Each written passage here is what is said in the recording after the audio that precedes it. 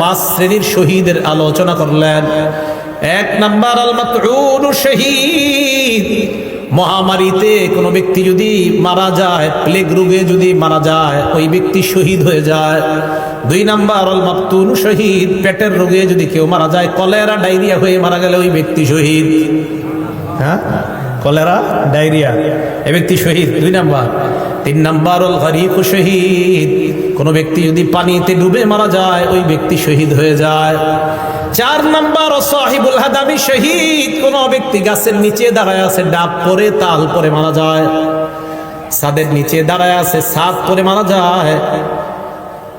কার নিচে আপনি দাঁড়িয়ে আছেন, হঠাৎ ছাদের থেকে একটা ইট আপনার মাথায়, ফুলের টপ পরে আপনার মাথায় পড়ে আপনি মারা গেলেন, আল্লাহ নবী বলেন শাহাদাতের মর্যাদা পেয়ে গেলাম। পাঁচ নাম্বার শহীদ ফি সাবিলিল্লাহ, আল্লাহর রাস্তায় যে জিহাদ করে শহীদ হয়, ব্যক্তি শহীদ হয়ে যায়।